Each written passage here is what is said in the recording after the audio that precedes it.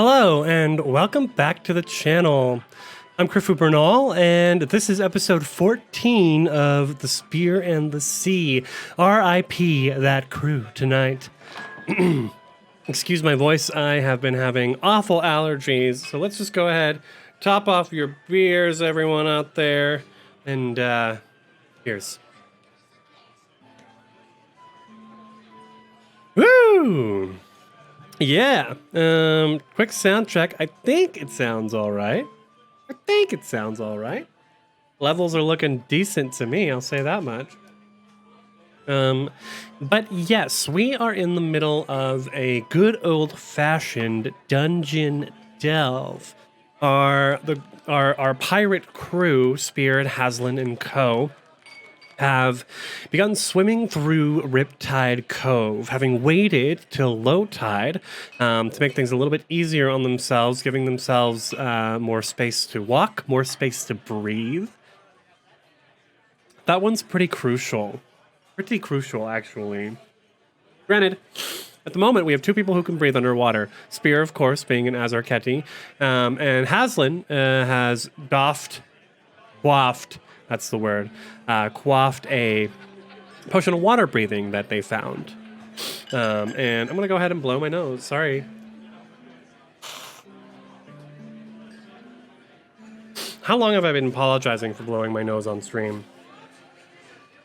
Several weeks now, it feels like. And that's because I recently moved to Germany a few months ago, and so I'm experiencing summer, spring here for kind of officially the first time. Oh, and boy, does it suck. Yeah, it's been tough. Imagine being an adventurer and having to deal with allergies, a ranger or a druid who's got seasonal hay fever. Ugh, awful. But we come back to our crew. Let's zoom in and see how they're doing. We have a few issues here. Firstly, Rosie and Spear have both lost constitution points. They've gained damage to their constitution from the Sturges over here in the D1, whatever that was called. What was that called? That was called the Neck? Riptide Cove. That's where it gets its name. See what I mean? Excuse me.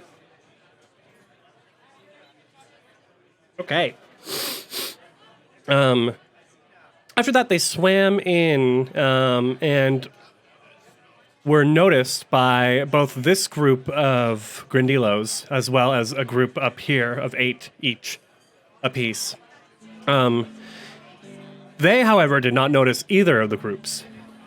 This being their home turf and them being pretty good at stealthing in the many the large amounts of seaweed that deck the floors here.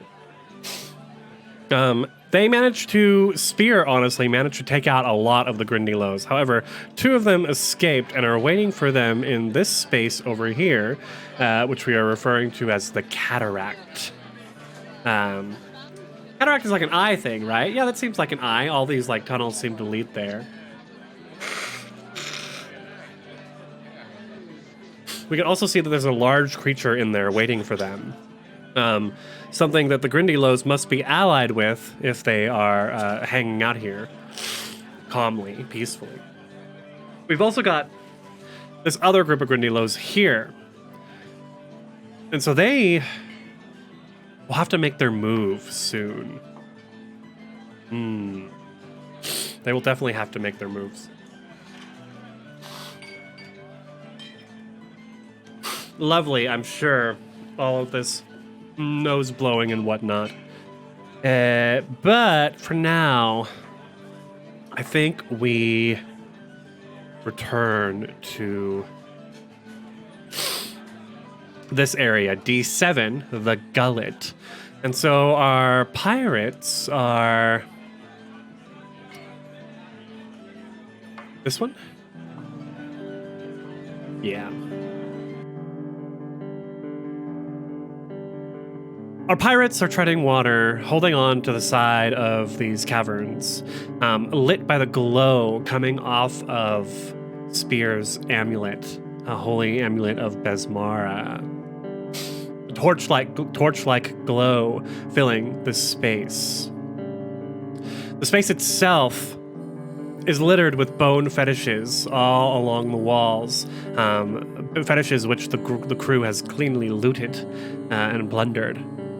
The surface, the top of this chamber, resembles a rib cage and has clearly been carved as such to make these people feel like they are inside the belly of some sort of gargantuan beast. Spears treading water, just kind of like looking around. He's put a harp into his backpack, one made out of an orca's jawbone, and it is set with pearls. Shouldn't worry much about getting this wet, he thinks to himself.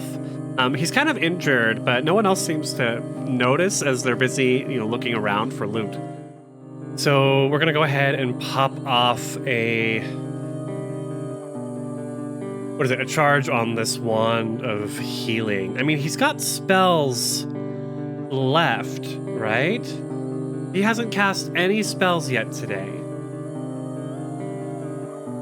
Although maybe he should. He has 6 level 1 spells. And at a certain point, he may want to. But they all last for minutes is the issue. So if he casts, he needs to move fast. We're going to go ahead and use the wand. Yeah, I think that's the correct course of action here. So the wand is caster level 1. Yep. And we're going to try and heal back, because he's missing 12 hit points. 1d8 plus 1. 8. Very nice. Very nice roll. Good job. He takes out the wand and touches it to some of the wounds, his wounds, where the spears of the Grindylow have struck him hard. And they begin to heal, leaving no sign of the scars. Only the ripped fabric of his shirt, where the armor has been pierced. All right, we should get moving. I worry about how many Grindylows. We have no idea how many of these creatures are here in this cave.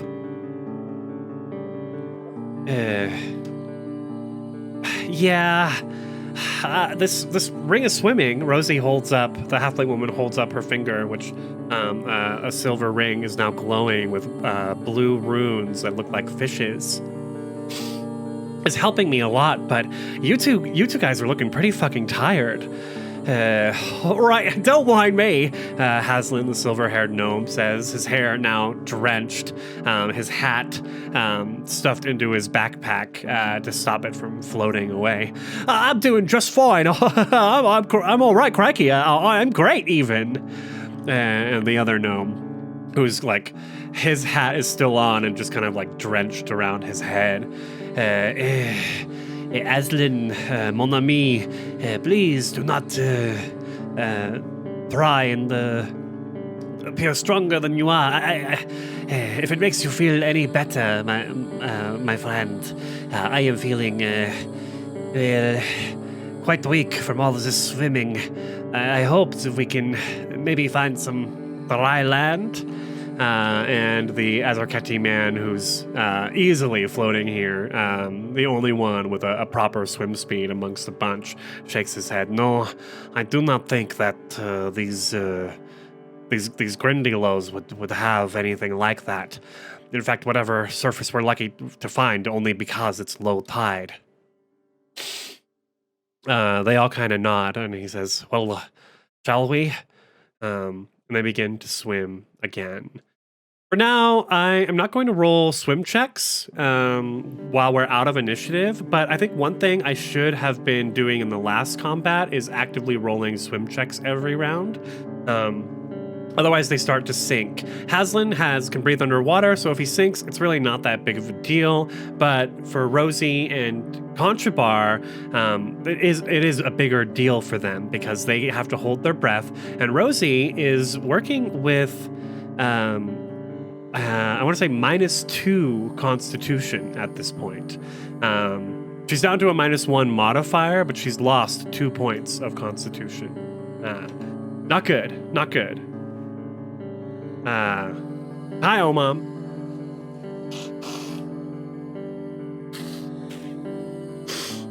Yeah, I guess it's awesome. I guess it's awesome that they're not doing too great. If you mean that sarcastically. I love that this adventure, our first dungeon, is a water dungeon. It is an aquatic adventure. It does take place on the high seas completely. So I think it's only properly thematic and appropriate that the first real challenge our adventurers deal with is the fact that they must swim and hold their breath, and how to get used to that and to overcome that, I think, is important.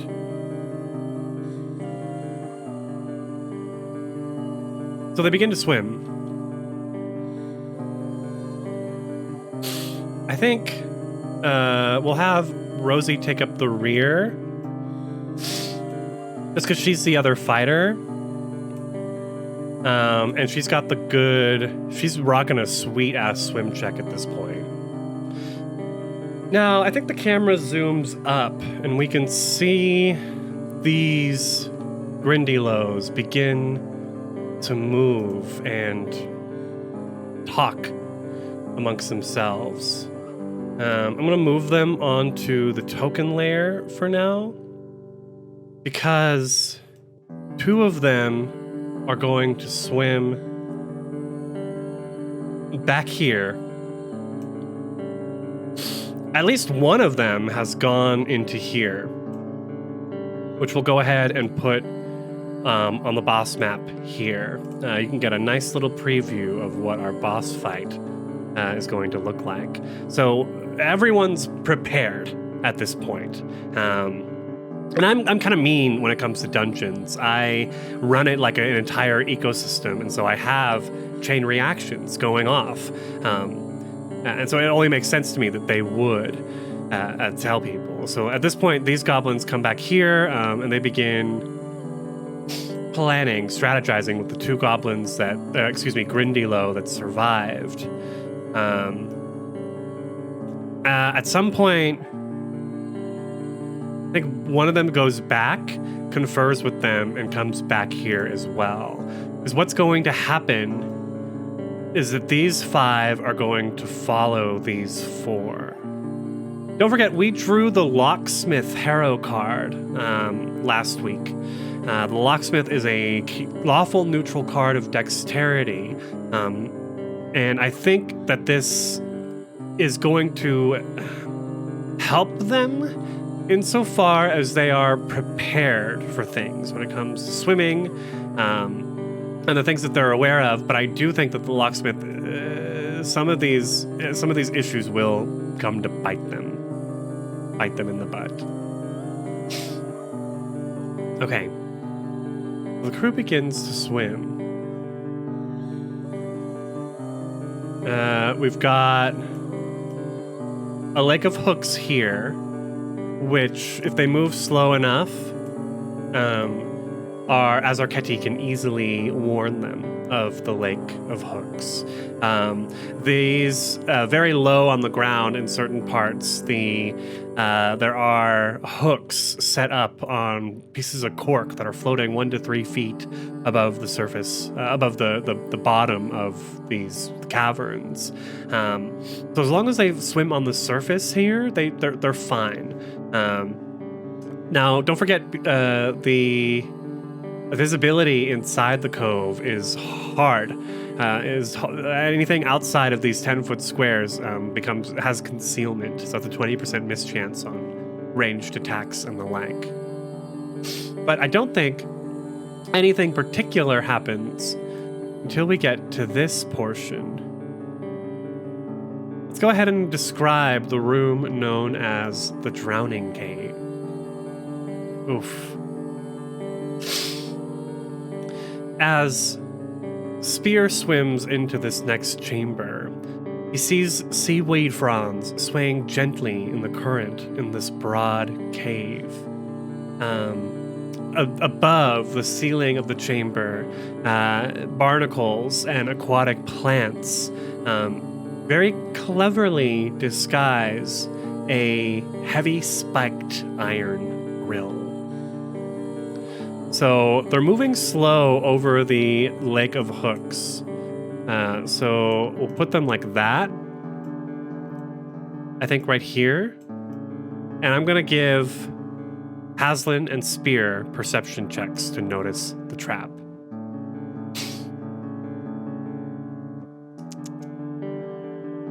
Notice the trap. Haslin's got his familiar within arm's reach, so he's rolling a +9. How nice to be a rogue sorcerer with a familiar in that awesome perception check. 16. He does not notice the trap, nor can he use a mythic surge on this because he's not aware of the fact that it's happening. Spear is going to roll a +5, even worse. An 8. So they don't notice it either. At what point does the trap get triggered? It gets triggered by the location.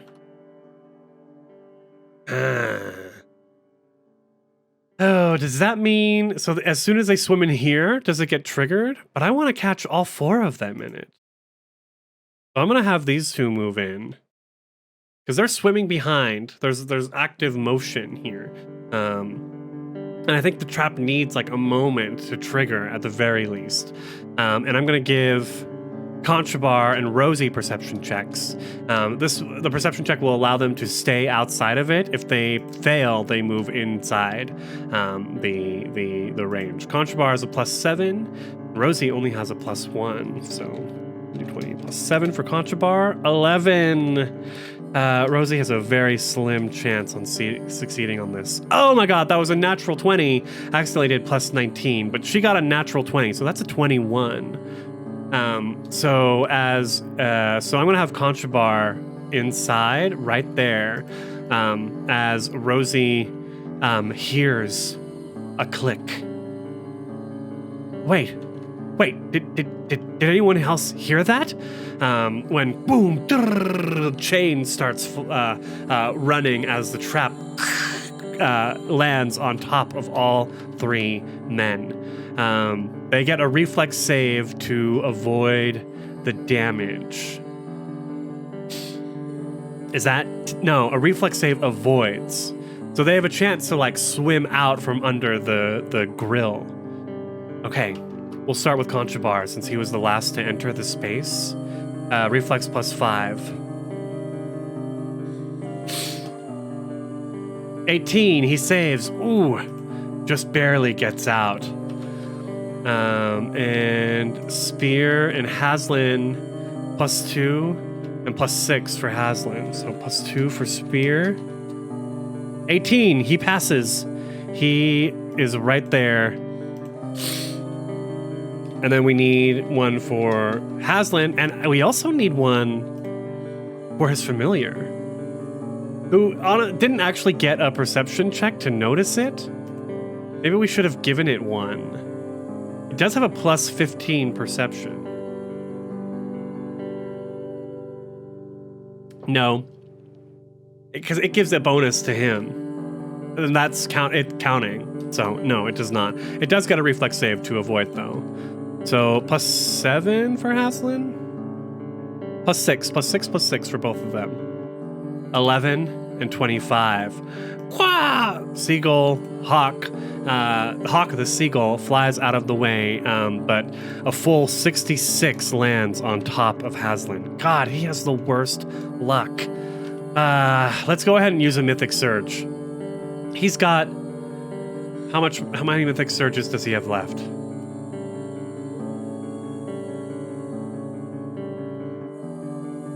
He has 7. He hasn't used any of them yet. We're definitely going to use it. What is it? 1d6. Right? How many times have I used a... Yes, it is.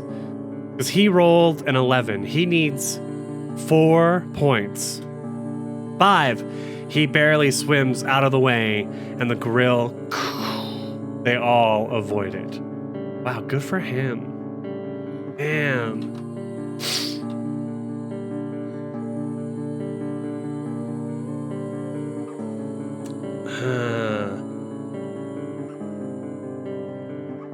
This should be when the Grindylow attack. Let's roll initiative.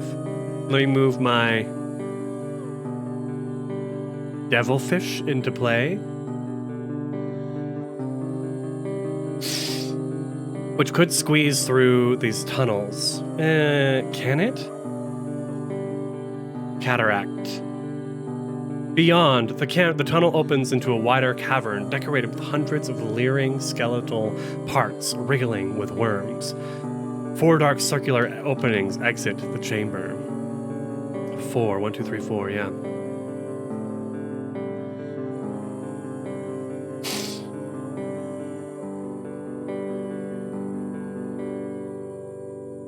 Nice. We see the devilfish, I think it looks like an octopus, actually. Floating, layering here, an incredibly beautiful, wise, and powerful ally. Or, at least to the Grindylow, consider it to be such a one. It's gonna stay... I think what happens is these 5 are gonna try and drive them forward into the next room now. So we're going to need to roll Initiative. Oh! +4 for Haslin, +1 for Spear. Pop that initiative open. +1. +4. For Contrabar gets a +2, and Rosie gets a +6. Ooh, that improved initiative is so nice. Let's hope it works out for her. 21, nice. And the Grindylow, which have the surprise, the advantage, will get to act first. They get a +2 in here.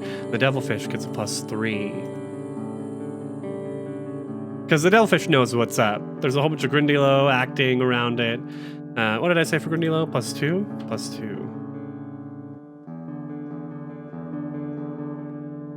So many enemies.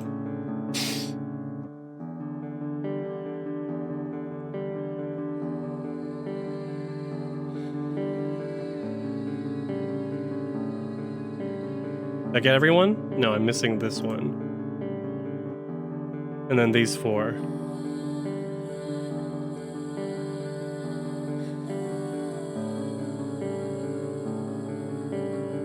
So many.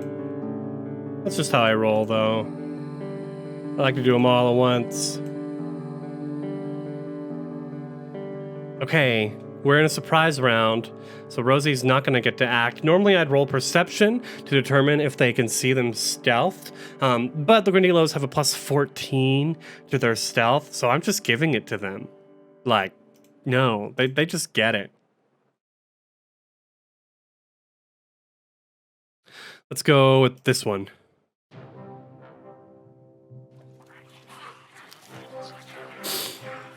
The goblins begin to move. These 4 are going to stay here and wait. But they could arrange themselves. Oop, hold on, let me do it one by one. That one's going to wait there. It's watching. This one is right here, is going to start swimming.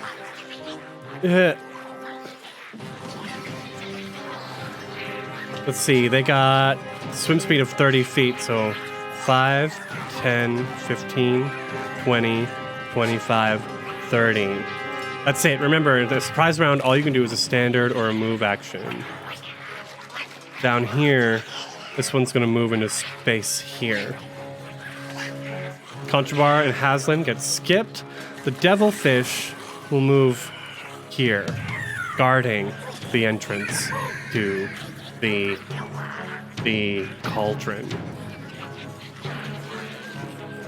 Okay, back up here. This Grindylow is gonna start here and move 5, 10, 15, 20, 25 as it swims silently up behind Rosie, who's watching in shock as all of her party members narrowly dodge this iron grill falling. Back down here, Grindylow is gonna move 5, 10, 15, 20 into place. I could go 25, 30. Move here, stay there. We skip spear because we're still in surprise round. Back up top as they begin to move in. 5, 10, 15, 20, 25, 30. And this one, 5, 10, 15, 20, 25, 30. It's going to move around, I think, that way. Oh, this is getting dramatic. 5. 10. We'll stay right there. And the last one, this little bugger here, starts here. 5, 10, 15, 20, 25. And stopped there. Well, does Rosie even know that they're there yet? They're not in the light. She's in dimness.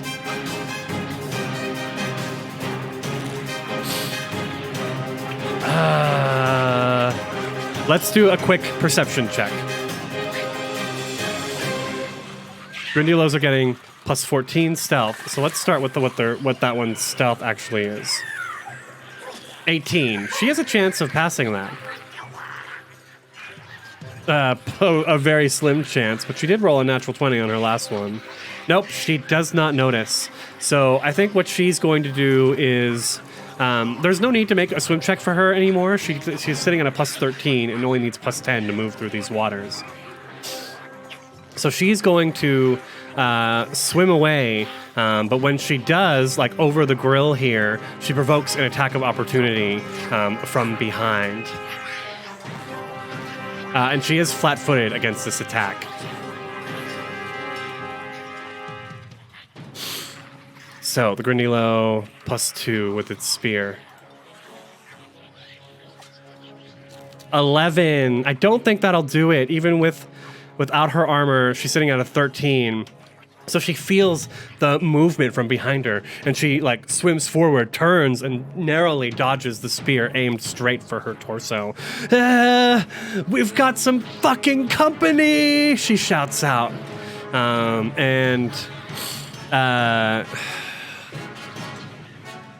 That's it. Like she can move only a quarter of her movement speed. She should already have her axe out, but I think she's gonna move again 5 feet here, just to create some space. Let's see. Grindylow's down here, gonna wait.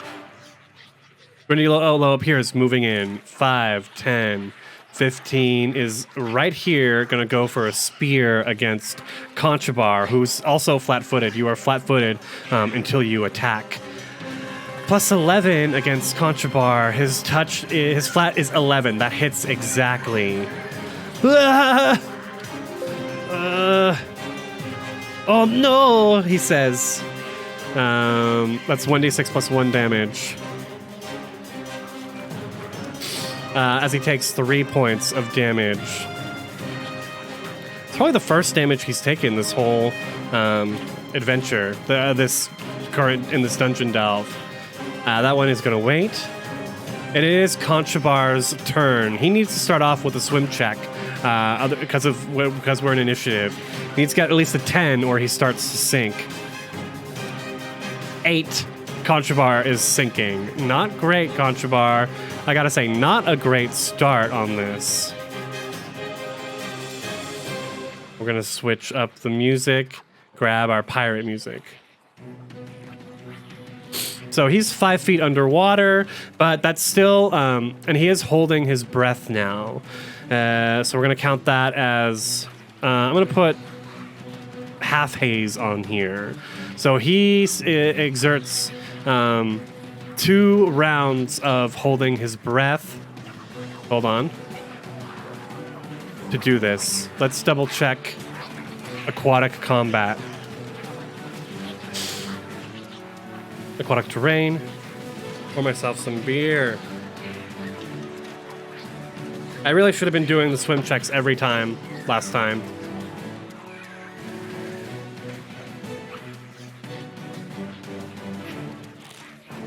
He failed his swim check. So he gets a -2 on this attack and will only do half damage with his sword cane.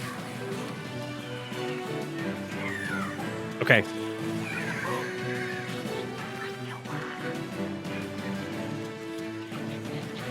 I'm freaking out a little bit.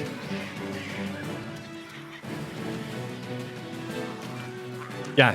He draws his sword cane. Oh, he's only going to get a +1 on this attack. 19, that still hits. For half of 1d4 damage. For 1 point of damage. He's able to get a nice stab in on the thing. Haslin 2 must make a swim check. I think he's also rolling a +3. Not great. No, he's got a +5. Honestly, Rosie should give one of them. She has a better swim check than the other two. But okay, he's got a successful swim check. So I think what he's gonna do is stay where he is and throw a dagger. Maybe it's only 10 feet. It's not great. It's not great, but you know what he does have? Something we haven't used yet, Ray of Frost. I have not used his cantrips like that before. Or maybe he just got it when he leveled up. I'm not sure. So let's see. 5, 10, 15, 20, 25 feet away, just within range. And he's got a clear shot, too, of this thing here. He brings his hands together and just... Yeah! And like literally like a gun, aims and shoots off a ray of frost against the creature. This is counting as a ranged touch attack. 8, it hits the wall. Sorry, Haslin. I think, however, Hawk is going to fly in. 5, 10, 15, right here, is going to make an attack. Hawk's been pretty useful. He doesn't do very much damage, but his attack is pretty good, and he lands hits like no one's business. That's 21 points of damage. He's going to do 21 to hit, and he's going to do 1 point of damage as he claws at the Grindylow with his talons.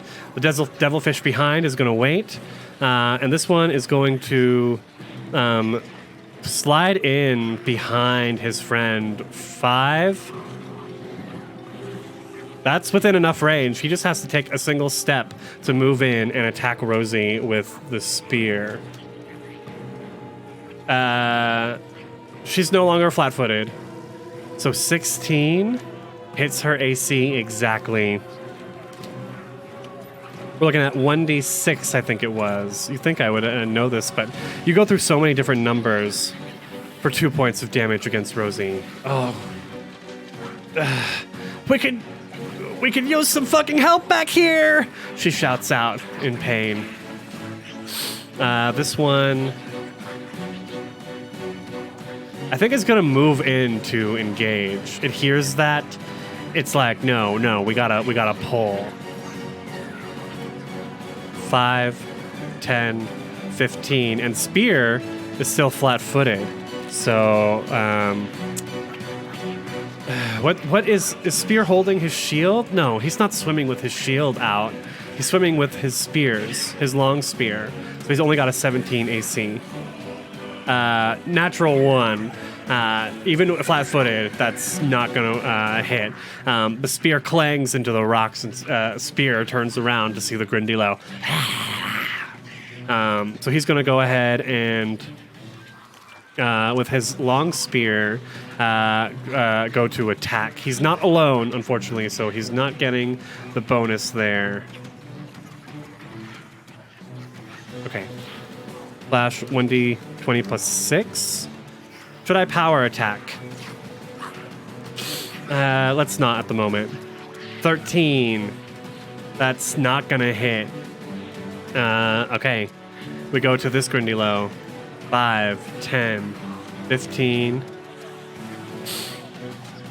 Not a great spot for it. It'll slide in next to its friend here. Actually, it'll swim under. Yeah, it'll swim under to get to Contrabar. So we're going to put it 5 feet underwater. Right here. And it's going to go to stab Contrabar. 11. Contrabar has a 14 AC. That is correct. That misses. Contrabar twists in the water to avoid the blow. And this one's going to continue swimming around. Oh, I don't know. It could move in. 5, 10, 15, 20, 25. It can't get far enough. So it's going to use its jet ability to move 200 feet. 5, 10, 15, 20, 25, 30, 35, 40, 45, 50, 55, 60, 65, 70, 75, 80, 85, 90, 95, 100. And then pops back up on the water right there. Damn. Ooh. That one's going to hold its position. And this one's going to move in. 5, 10, 15, 20 is going to go underwater. That's 25. And literally go underneath. So we've got them stacked up a little bit. Oops. But we are dealing with three-dimensional combat here. And it's going to go and attack Contrabar much in the same manner. 18, that hits. For 1d6 plus 1. 6 points of damage. Contrabar is quickly losing his life. Back to Rosie. Contrabar! But she can't focus too much. She's got to raise her axe and strike out at the one in front of her. With her Masterwork axe, she's currently getting a +8. We're going to turn on power attack. Lower it to a +7, but get some good damage off. Natural 20! Oh, Rosie! Does not confirm, unfortunately, but she's still going to do buku points of damage.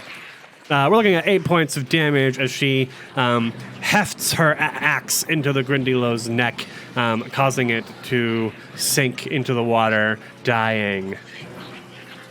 Nice. She doesn't need to do a swim check. I think what she's going to do is move 5 feet underwater to look for Contrabar. So she's going to move kind of diagonally here, which only counts as a step, thank God. And she sees Contrabar being speared by all 3 of these Grindylow, one on top of the surface of the water and the other 2 even with him. Not good. Okay, this Grindylow is going to wait. We come to this Grindylow here, who can't move much. I think it's going to 5-foot step into this space underwater. So like 5 feet diagonally. Oops. There we go. So we're all underwater here. And don't forget, Rosie has now spent 2 rounds holding her breath. When you move underwater holding your breath, you use up your held rounds. I'm pretty sure. Sounds about right to me. That's what I remember at the very least. So we're going to hold on to that because you can hold your breath for up to like twice your constitution. Hold on, reading the swim rules. Yeah, for number of rounds equal to twice your constitution score, but only if you do nothing other than take move actions or free actions. If you take a standard action or a full round action, such as making an attack. Okay, so she's only on 1 round. She did not make an attack, she just took a move action. Good.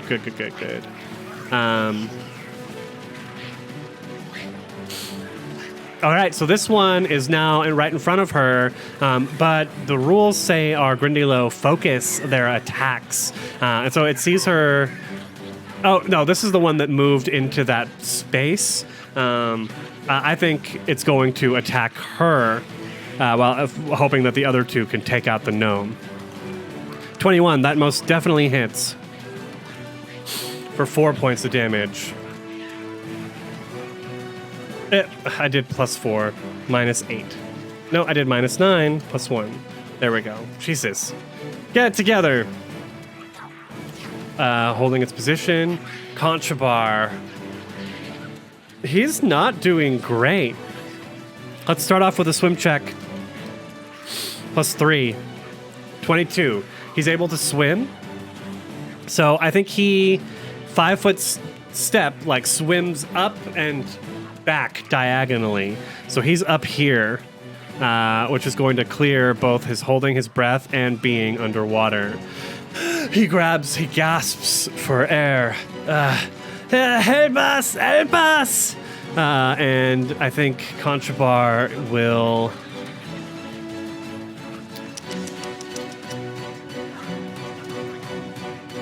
cast Cure Light Wounds on himself. As he just kind of like screams in pain in song. 1d8 +3 now for 4 points of damage. Not great. Oh, shit. There we go. +4. Not great. He is using up spells as well, which he had cast. He'd only cast 1 spell, but he only gets the 4. Luckily, he's got some mythic companions with him. Okay, Haslin sees what's going on. He can't swim over there, is the problem. He can move at most 10 feet by swimming. And he sees this other goblin here, so I think that is what he's going to do. He's going to move 10 feet. First, we need a good swim check. Yep, he's got it. So he's going to go 5, 10 to like grab onto the wall and try to see what's happening. Hawk here can't see any of the other Grindylow. They're now underwater, so it's going to fly with its fly speed of 60. Is going to fly back to Haslin. 5, 10, 15, 20, 25, and it's just going to hover there. Devilfish holds its spot. This Grindylow is here with Spear, trading blows. 1d20 +2. 15. Spear is able to... it hits into Spear's armor, which it fully blocks the blow. And Spear is going to go ahead and return the favor. Luckily, he is alone now. And so don't forget, when Spear is battling alone desperately, he gets a +1 to attack when no allies within 10 feet of you. So no, he is not alone at the moment. Damn. Okay, 1d6 +4. That's all we got. Natural 1. Come on. Okay, we're going to use one of his 6 remaining mythic power surges to do a sudden attack and roll with... Oh, I rolled a 1d6 +4 on that. Excuse me, that should be 1d20 +6. Natural 1 again. Okay, so we're definitely using his sudden attack mythic ability to roll with advantage +1 for his mythic tier. 18 and 25 definitely hits. Now he's rolling 1d8 +4.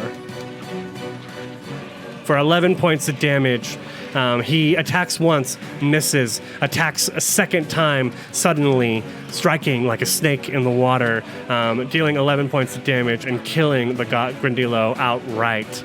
Then he's going to turn and swim back. He's got a good 30 feet of swim speed.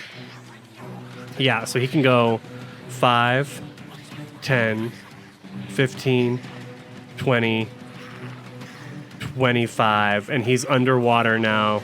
And he can actually, yeah, he's underwater.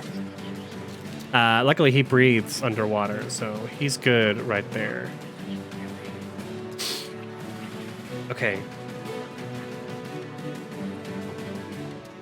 I think this is the point where the devilfish and its Grundilo allies are going to start moving into that space. This one here is just literally going to move a 5-foot step here and attack Rosie because she's still under the water.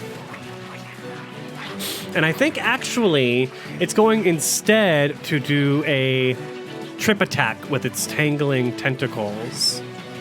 So we're looking at a +0 to trip attack. +4. 21 versus her CMD of 18. So that definitely hits. And the tangling tentacles cause her to trip and are going to cause her to actually sink down another 5 feet. Let's double check how big this chamber is. So we'll call that, what, 10 feet? I'll just put a 2 on it. 2 times 5 is 10. D6. She's at the bottom of this chamber now. Shit. As the tentacles pull her down, her feet grab a solid footing. She's that much further away from the surface, though, if she runs out of breath. That's it for its turn. This one's going to start moving in. 5, 10, 15, 20, 25, 30 right here to attack Haslin with its spear. 17. Haslin's got mage armor on, so he's sitting at a 19. The spear comes in and deflects off of an invisible sphere that's surrounding Haslin, who turns. I don't mean to alarm anyone, but we've got him incoming. Grindylo's coming from behind. Unfortunately, half of his party is underwater, so it just comes in as.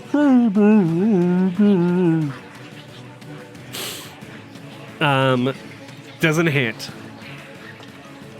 This one's also going to move 5, 10, 15, 20, 25, 30. 5, 10, 15, 20, 25, 30 for its full round action. I guess it could have jetted. It could have jetted. Oh, shit. The jet doesn't have to be in a straight line, does it? Let's check Archives of Nethys, because unfortunately, AON, PFRD, jet, Grindylo.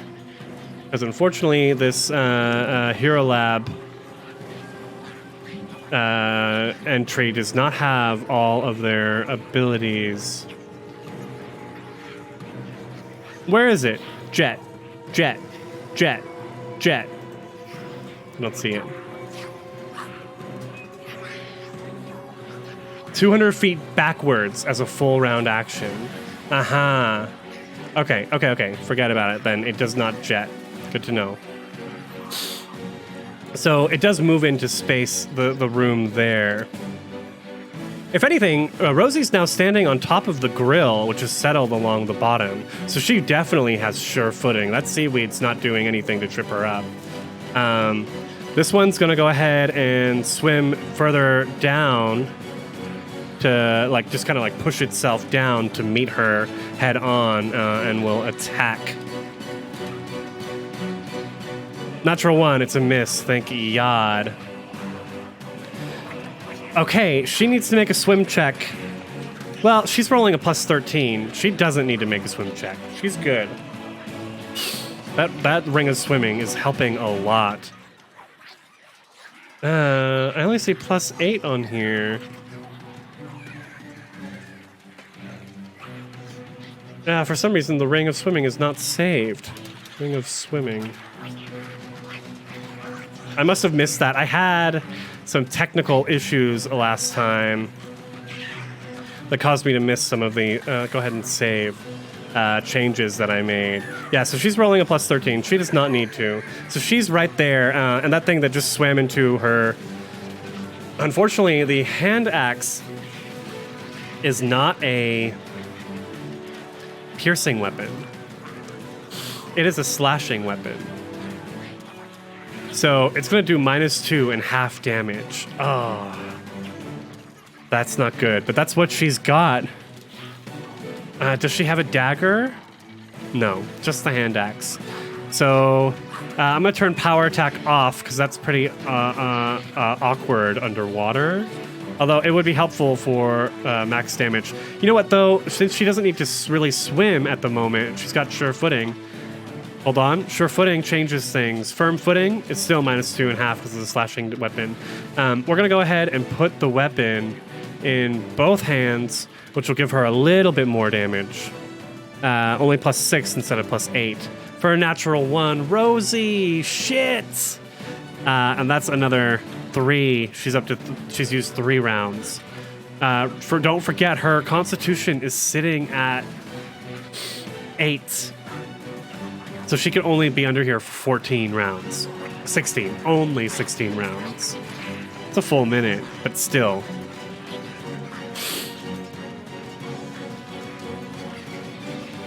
Okay, this Grindylow, these Grindylows are urging the devilfish on in, so they're not going to move. This Grindylow here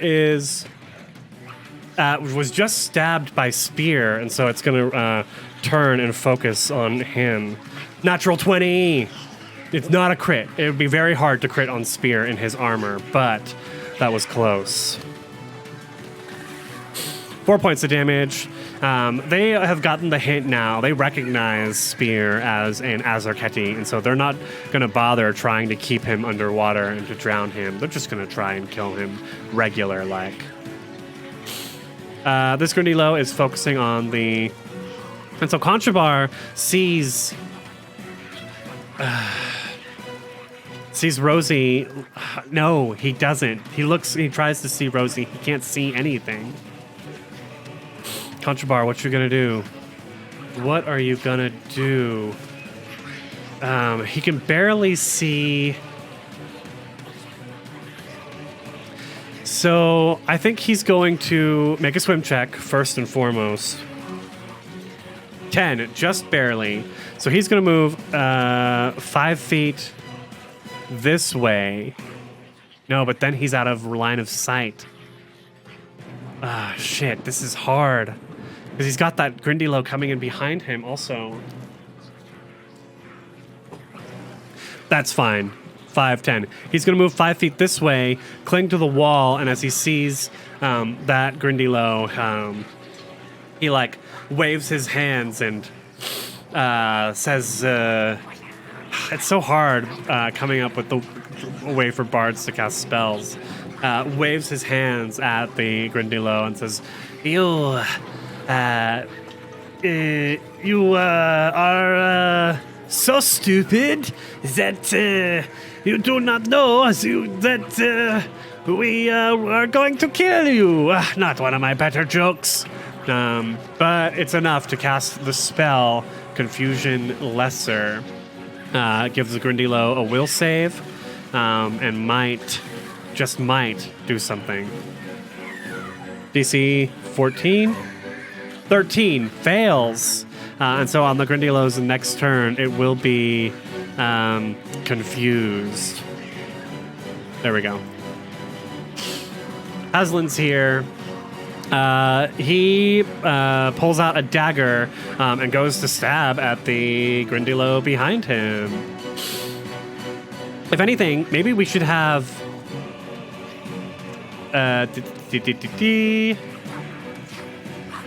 We could have... so Haslin shouts out, Hawk, go!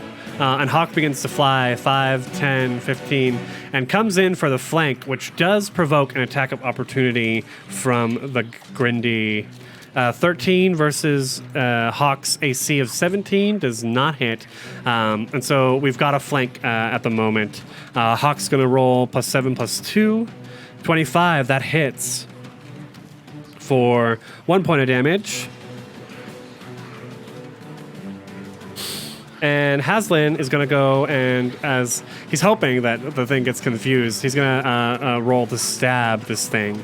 He's above water. So, we should have done a swim check first. Come on. 16, he passes. And with a dirty 20, he hits as well for 1d3 plus 3 points of damage. 4 points of damage. That does not kill the creature. It is staggered. And so Haslin's going to use another Mythic Surge to do a surprise attack.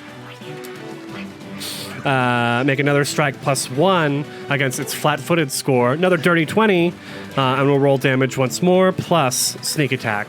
13 points of damage. As he goes to stab, Hawk moves in behind, and so then Haslin just moves the dagger so that it's facing this way out of his fist, and he stabs it twice, utterly decimating it, causing its corpse to float, bleeding into the water. Sink, rather.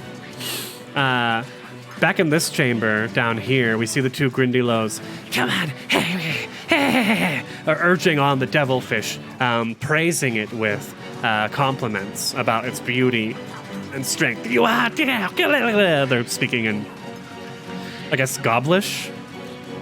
I guess I'm not exactly sure what weapon they speak, what language they speak. But the devilfish isn't an unintelligent creature. It's well trained, and so it's going to move. It's got 40-foot swim speed. It can move in darkness. It has something called a savage bite.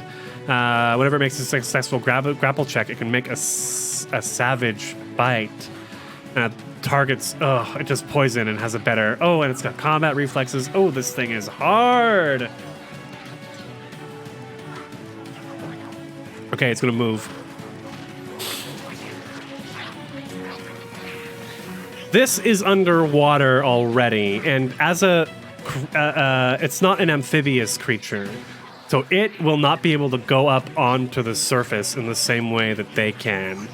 It'll always be just under the water, which still doesn't do shit for our poor familiar here.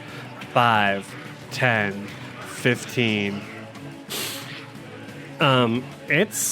Let's call that a squeeze. So it's gonna go, 5, 10, 15, 20, 25, 30. It has 40 feet of movement. And from here, I think it doesn't bother. It's not gonna look at, let's make a wisdom check. Because it's not going to necessarily look at something flying above the surface of the water. It's going to look at things flying with its legs in the water. I think that makes a lot more sense. It has a 15-foot reach. Shit. Well. So it's going to go ahead and lash out at Haslin. Haslin is not flat-footed against this. That's a natural 20. It is not a critical hit. Holy fucking shit. If that had been a critical hit. It still does major damage. So we're doing 3d6 points of damage as this devilfish moves in. 8 points of damage, Haslin. Holy shit. And it's going to get a free grab against his non-existent CMD. It gets a plus 13 on this. That's a 20. He is grabbed. Holy shit. Okay, Haslin, we're going to give you the grabbed condition right there. Something's grabbed me! He shouts out in what's supposed to be an Australian accent.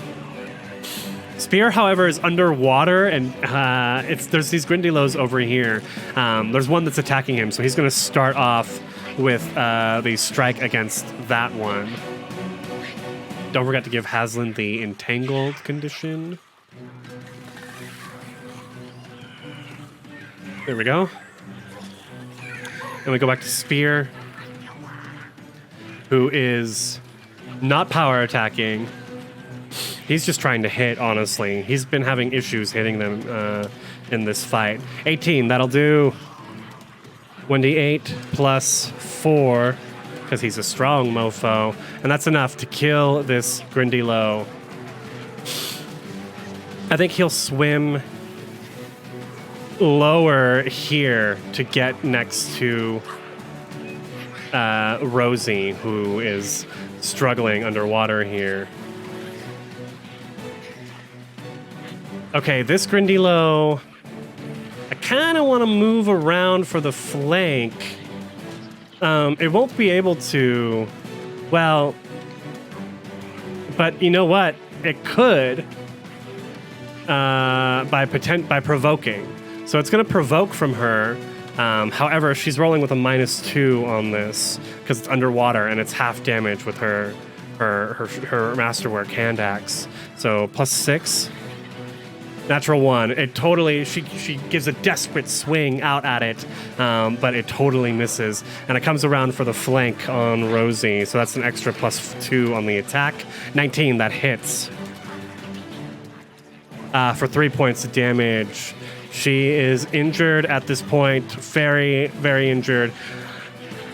That's a reaction. I don't think reactions use... Yeah, reactions aren't, I don't know, making an attack uses up the Constitution score, but it's only standard actions or full round actions, so we'll leave it at that. Ugh. Still, that was a good move. Okay, Grindylow is confused. We turn back to the one that heard the awful joke that Conchabar told it. Lesser confusion. So we need to roll... come on.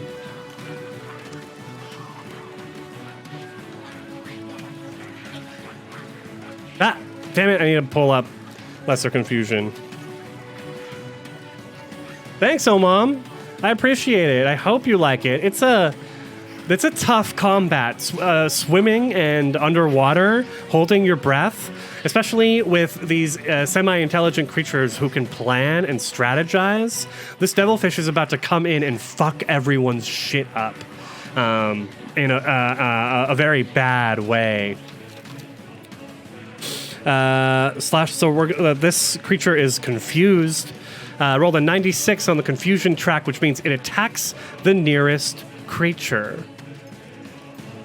That's 2 different creatures. It could be Conchabar. It could be the devilfish.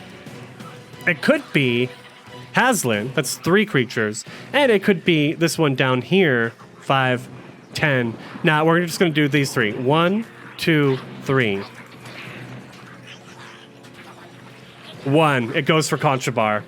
Unfortunately, that confusion did not do much in this case.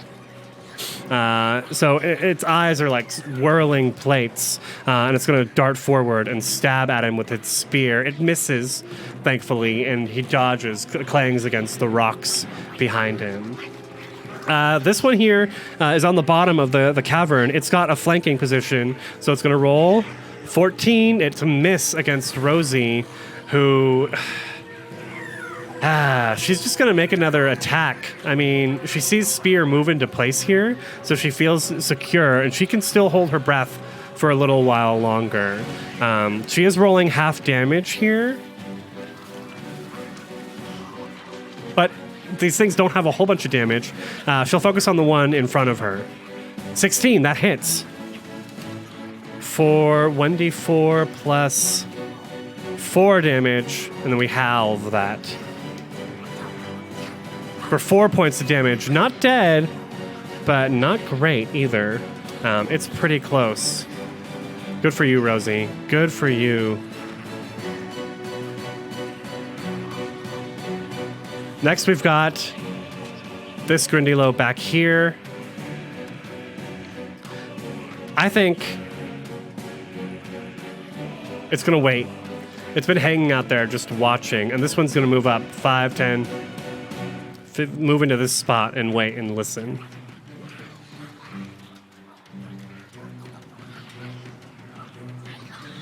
Okay, Contrabar's engaged with this Grundilo here. Haslin's about to die. That's not good. This is not good. He needs to make a swim check. 11. He's able to stay afloat. And I think what he's gonna do is move back.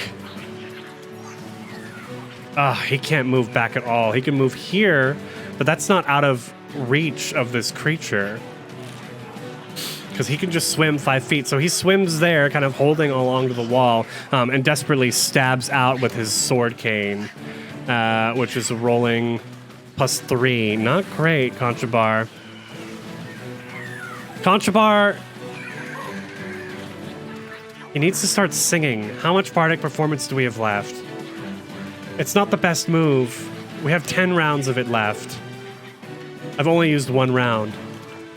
He's gonna stab. He can't afford to take any damage. 22, that hits! For 2 points of damage. Okay. Haslin's next. He is grappled. And the devilfish is after him. So if he doesn't do something quick to get out of this, he could be in trouble.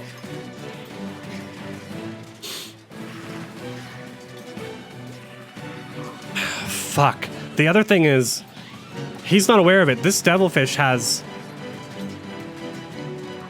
probably multiple tentacles. I mean, it's an octopus, right? Or it's like an octopus. Look at all those tentacles it has. So if he makes the wrong move here, he's provoking an attack of opportunity.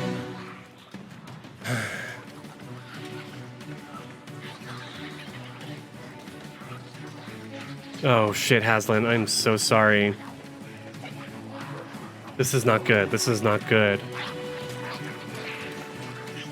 Because I want to cast Mirror Image.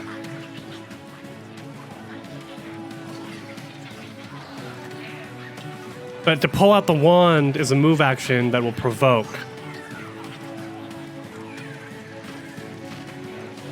I think he does it.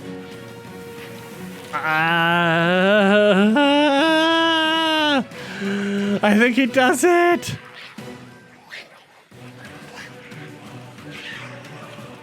Okay, he's grabbed with the tentacle.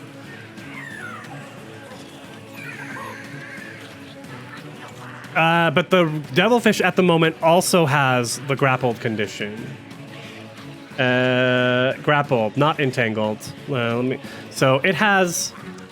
It's getting a +5 instead of a +7 to this attack. However, because Haslin is grappled as well, his AC is going from a 19 to a 17. I'm using Hero Lab, by the way, to keep track of all of this. Hero Lab makes it way super easy to keep track of everything. So 18. From a 19 to an 18.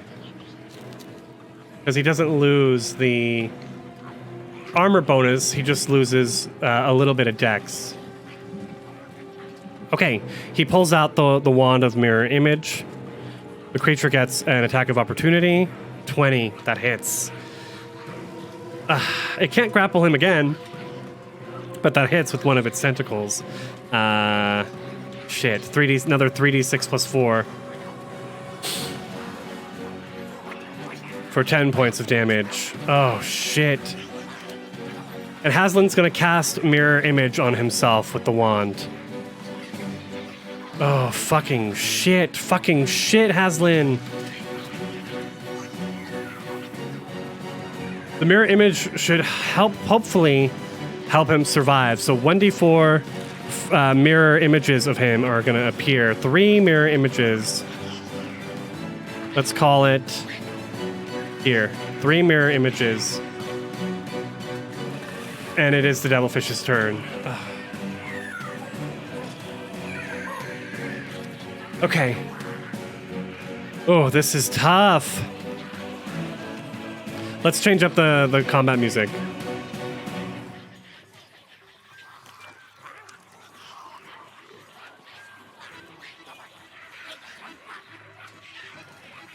Here we go. This is appropriate.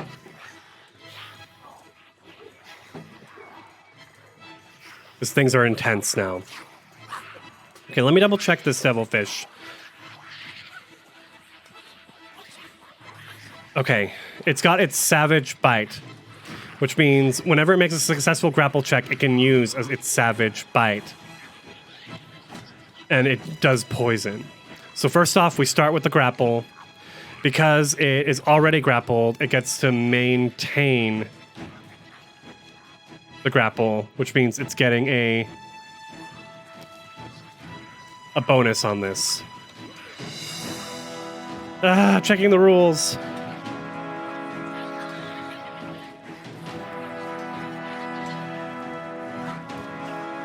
Grappling. Nope. Combat.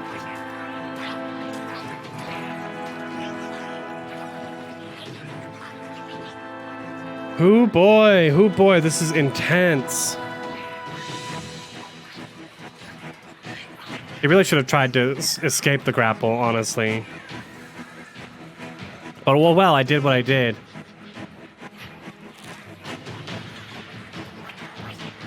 +5 circumstance bonus. Oh, it's gonna maintain this grapple. I don't know even why I even bothered looking. I mean, it already gets a +13. So that's +5, 18. Yeah, there's no way it can even fail 28. But it needs to maintain the successful grapple to do a savage bite. And it has the reach for it. It's got 15 feet of reach, so it doesn't even need to like pull it closer. It can just bite down on him. 2d6 +4. That's 11 points of damage. No. Hold on. There's a 1d3 chance that it hits a mirror image. 1d4 chance. On a 1, it hits him. Oh my god, it hits him. Fuck us. So that's 11 points of damage. Haslin's not dead. Remember, a 0 in Pathfinder is staggered or disabled. He's not dead, but he is grappled by a large octopus known as a devilfish, and has 0 hit points left. Luckily, he still has mirror image, but that obviously isn't working. And Spear hasn't even fucking noticed because he's dealing with these Grindylows back here and is underwater. And don't forget, the water is obscured underwater, so you can only see within 10 feet around you. This is not good. This is not good. What is Hawk doing, though? I guess Hawk is flying over here and away from the thing it sees. Okay, Spear, at least you gotta take out this... Oh my god. Oh my god, oh my god, oh my god. Luckily, Haslin can breathe underwater. So he dies, he sinks, he's mythic, he stabilizes automatically, and he's breathing underwater. It's okay if he goes unconscious. But if it does enough damage... He could die. He could die here.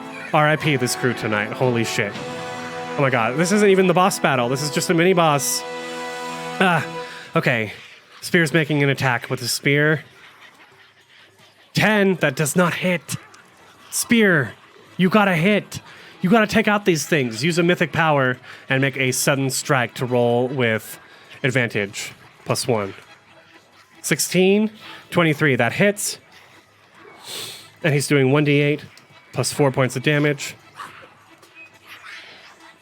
And he wipes out this thing. He's going to go ahead and move into this space here to help the next one. He's too deep. He can't see that Haslin's over here entangled. It's just out of his range. This is intense, y'all. This is intense. Okay, this Grundilo, it does not like its chances here. It's gonna move back as a 5-foot step.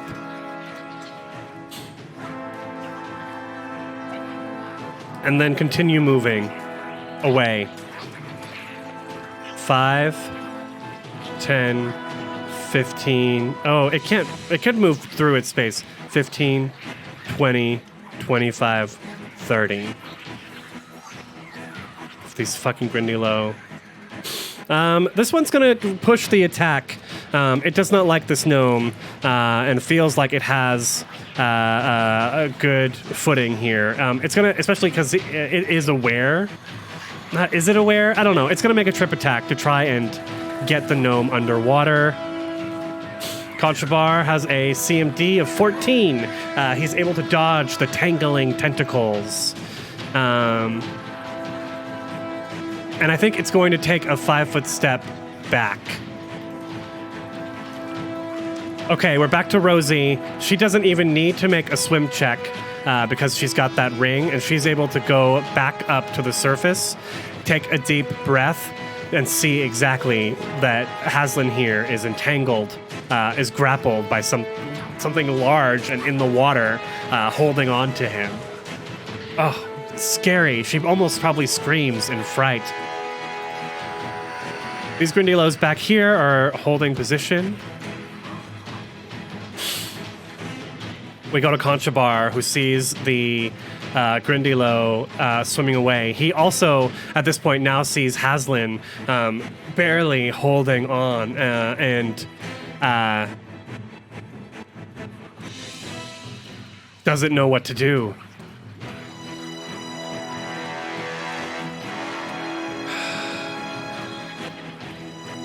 We'll go ahead and do the only thing he knows how to do and start singing.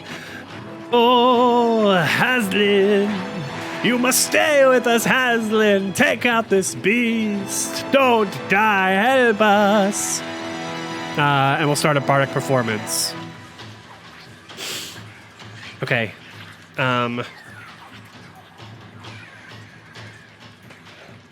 Shit.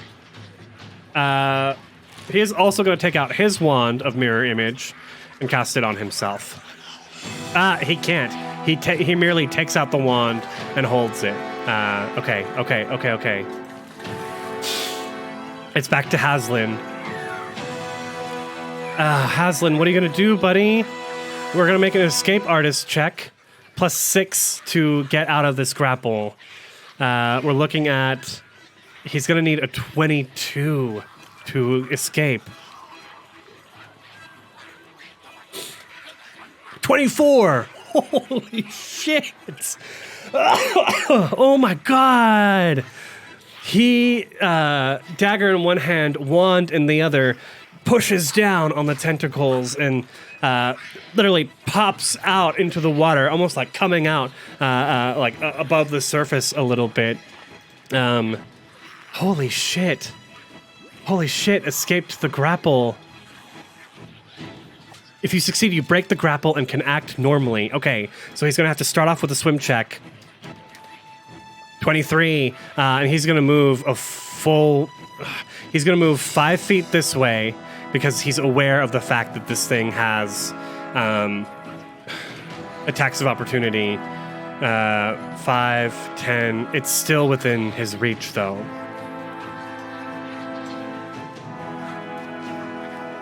Holy shit. What do I do?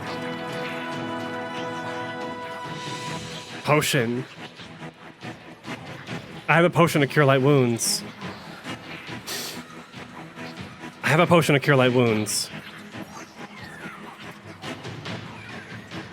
Okay. He's gonna go struggle to... He took a 5-foot step, struggles to... he's got too much in his hands. You know what? He drops the dagger, reaches in to go and grab the potion when the creature gets an attack of opportunity. This is at +7. 21. No. This is for the first time ever. For the first time ever. He's had this since level 1. He literally grabs on as the tentacle lashes around. He, with his feet, kicks off of the cavern wall, jumps up in the water, and does a somersault as he moves 5 feet further and out of the reach of that creature, using his swashbuckler deed, dodging panache. Holy shit. Holy shit, and he misses it. He's got the potion in his hand. Yeah, and that's it. That's all he can do. The devilfish is gonna move into the space here. Oh, I don't even know what to do. The devilfish has an ability called Unholy Blood.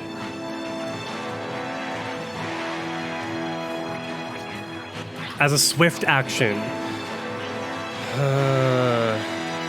Okay, so it moves into this space. In fact, yeah, it moves into this space. And it spins, it, like, brings its tentacles in and shoots them out again as a foul night black cloud of its own blood ushers inside all of the water, providing total concealment on everything within 20 feet. Oh my god.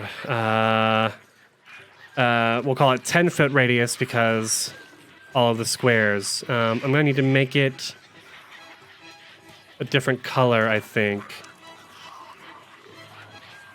Like red. There we go. So all of that is now... holy shit. Is now... has total concealment. And I'm going to have to turn off the radius in a second after I draw a shape here. Hold Alt for the shape.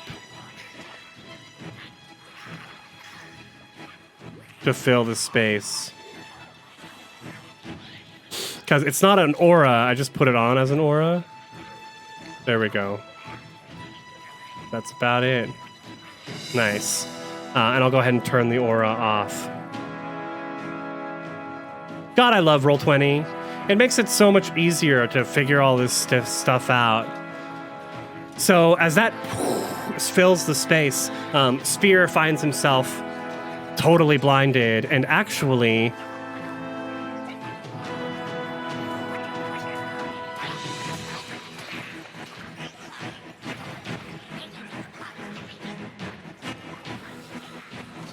Everyone within that space needs to make a DC 15 Fortitude save. All of them, including this Scrindilo here. So we'll start with that. Or be nauseated for 1d4 rounds. The save need be made only once per cloud. Okay. So the Grindilo, start off with a Fortitude save. Fail. It's going to be nauseated for 2 rounds. Then we move to Contrabar. Fortitude +2. Fail. He's going to be nauseated for 2 rounds. Oh my god, this is so intense. We move to Rosie. She makes a Fortitude of +3. Fail. Holy shit. She's nauseated for 4 rounds. Not good.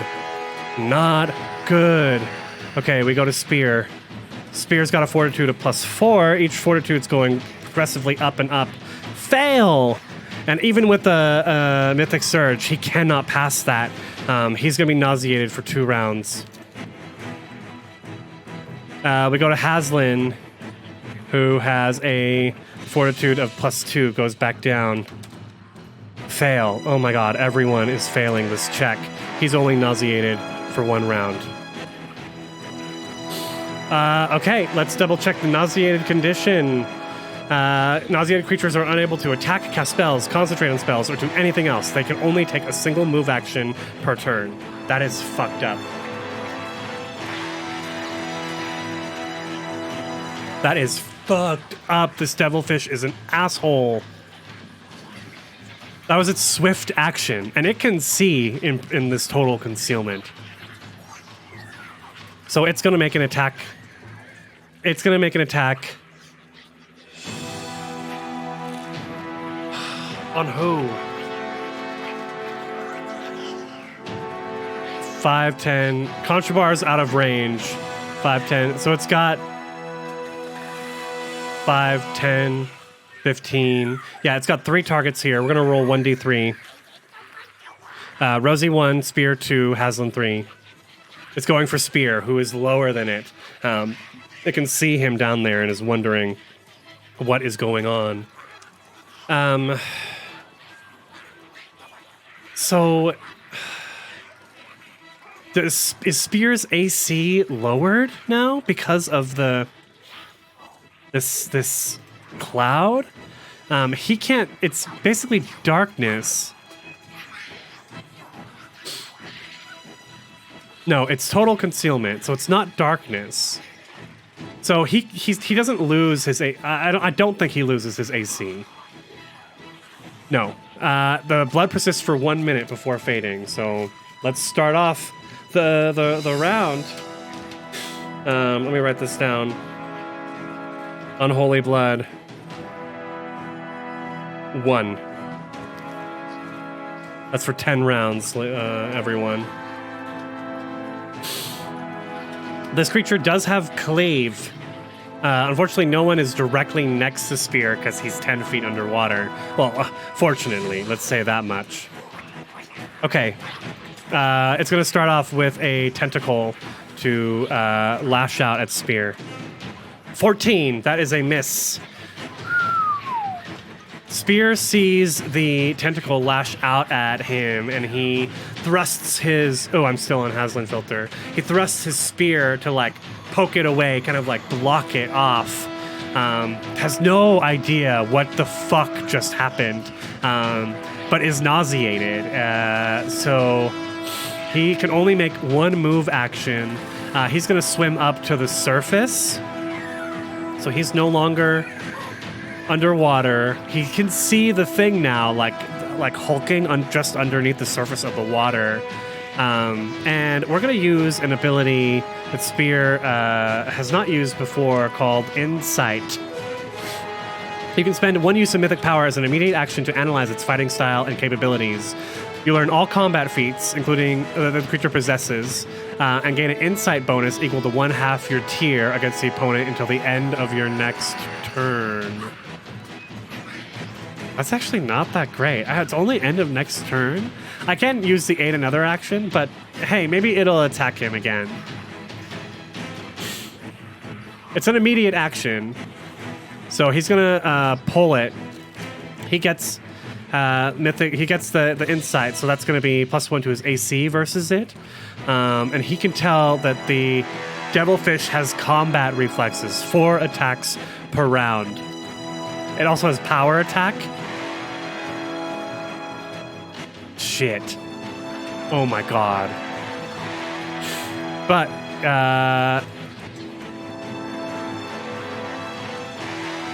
shit, he moved 5-10 feet up. That provokes 2 attacks of opportunity. Oh my god.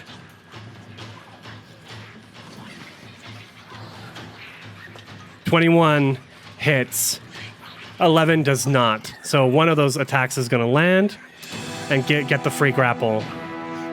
3d6 + 4. Oh my god. Oh my god.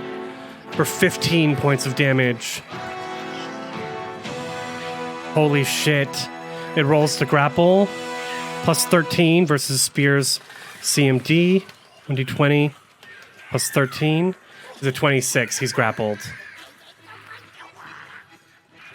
Well, he can't really do anything anyway.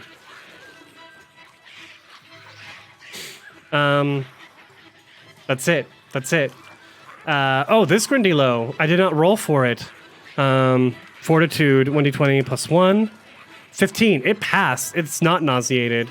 It's going to 5, 10, 15. Pop up here and laugh with its friends.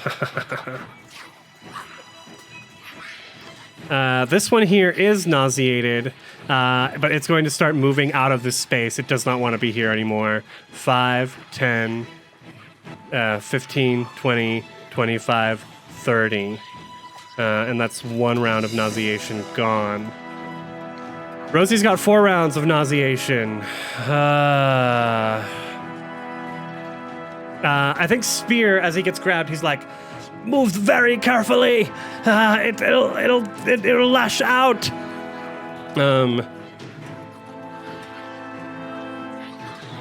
So she's gonna move 5 feet backwards. 5, 10, 15, 20. Okay, so she's just out of its reach now. I'm stretching. Ugh. Thank you for the stretch. Yeah, I was like, kind of like hunched over for a little bit there. Okay, Rosie pops back there. That's it. She's nauseated. She can barely keep her stomach together. She took a move action as a 5-foot step. No, she took a 5-foot step as a free action and is going to spend her move action pulling out a potion of Cure Light Wounds. Okay, she's got it now. Grindylow is waiting. Grindylow is waiting. We go to Conchabar, who is just out of reach. He can only take a move action because he's nauseated. He's got his sword cane and the wand of mirror image in both hands. He continues the bardic performance as a free action.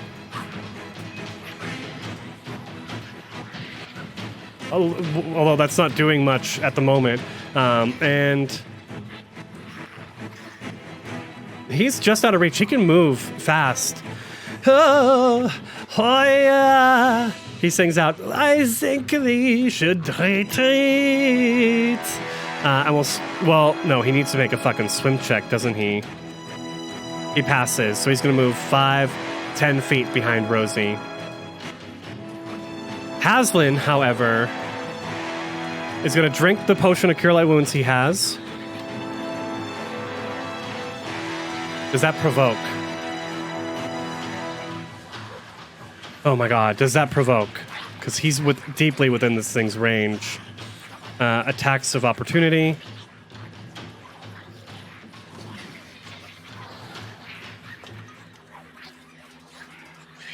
Let's see.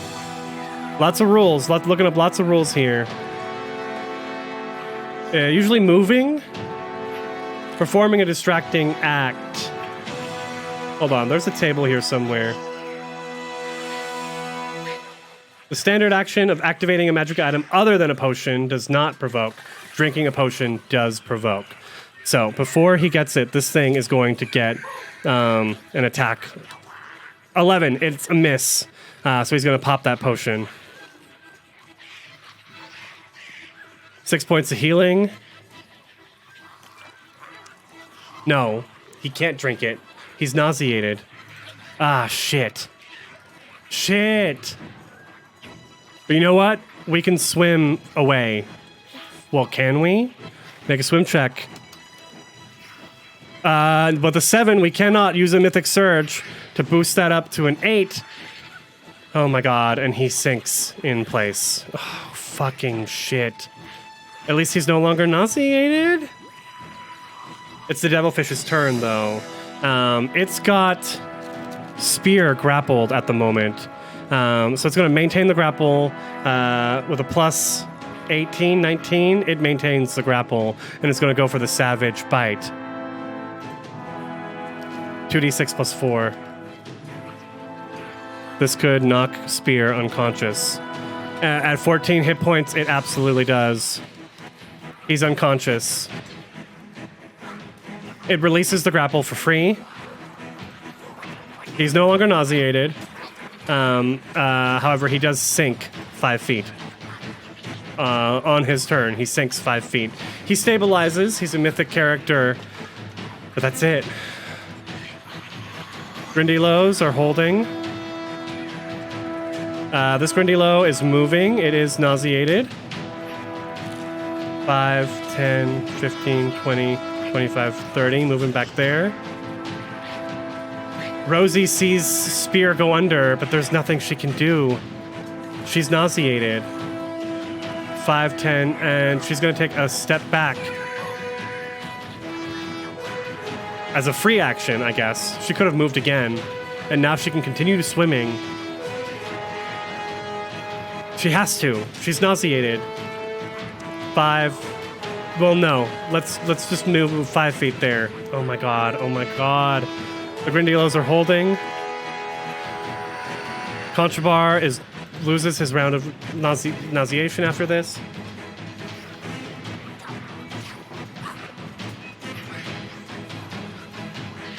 Is this it? Is this where we die?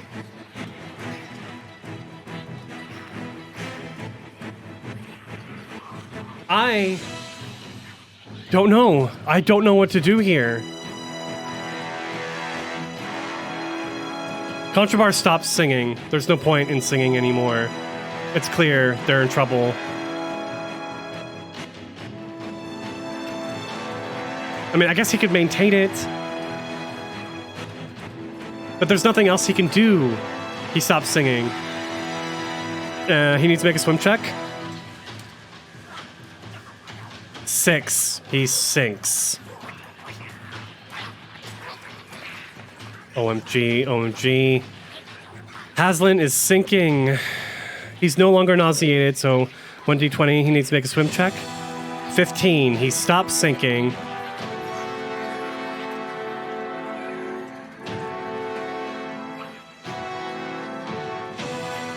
He drinks the potion in his hand underwater. He's breathing underwater, so it's really easy for him to do that. That does provoke from the creature, who lashes out with one of its tentacles. A 20 hits. We need to roll 1d4. On a 1, it hits him and not the mirror images.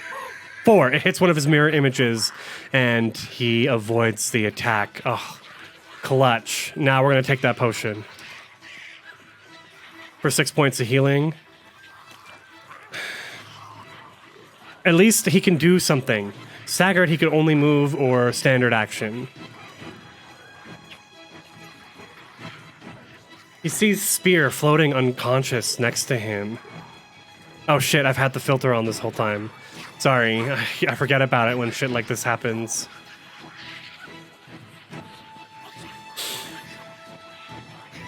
He's gonna swim, grab Spear, and move them both 5 feet, which provokes another attack of opportunity.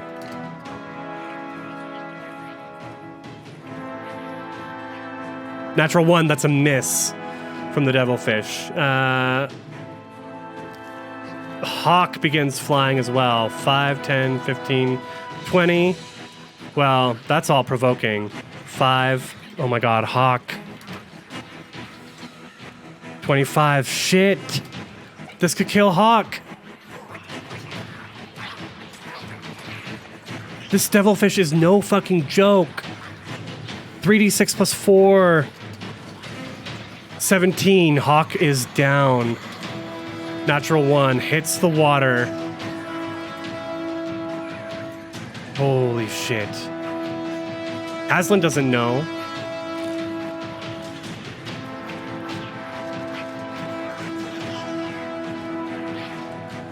It's a devilfish's turn.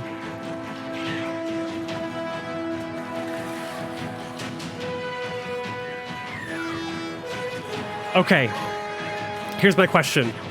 The devilfish is pretty intelligent, and it's trained solely to defend one space of this cove. Does it recognize that it's won, it's defeated its enemies, and give up? Let them be? Or does it move in for the kill? We're going to consult the motif storytelling engine on this. We're going to roll 2d6, and we're going to pull a... Oh my god, a hero card. Does it give up and let them go was my answer. A 5 is a yes, a positive answer. Big, a lot. And a 3... on the second die is mundane, cheap, or barely passable. It doesn't care. It doesn't think much about this. The hero card leads us to the beating. True neutral card of strength. The devilfish knows that it could continue wailing on its enemies and feels empowered by it. In fact, wants them to escape and come back.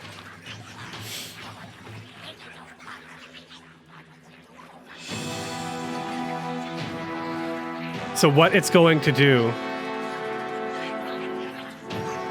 to really put the beat on our heroes here as they make their escape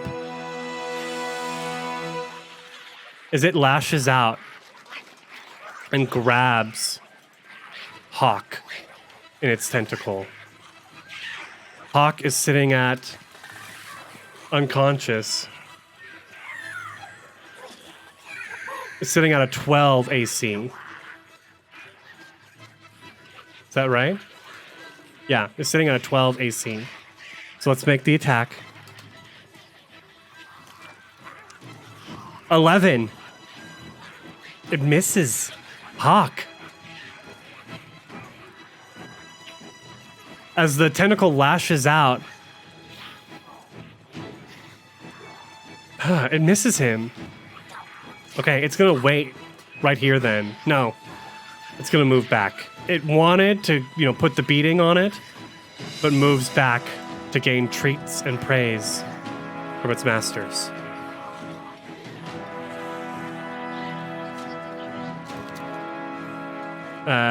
The beating card, I forgot to show it. Our heroes have taken a massive beating tonight. This devilfish is more than they could bear. And as they attempt to flee, we will pick back up next week with the spear and the sea. I did not see that coming. Oh my gosh. Y'all, that was intense. They're over here. I don't even know what to do with this. They are incredibly wounded. And they still need to escape somehow. But for now, the devilfish has ceased its onslaught and is giving them the chance to pull away. I think Hawk will be saved. It is about to start sinking and drowning, but we'll have to deal with that next week. Thanks for hanging out, everyone. I appreciate you all being here. I hope you enjoyed today's stream. And I hope to see you again. Not next week. Sometime else next week. We may do a different day than Saturday because I cannot wait 2 weeks to pick this back up. Maybe next Friday instead. Thanks, everyone. Have a good night.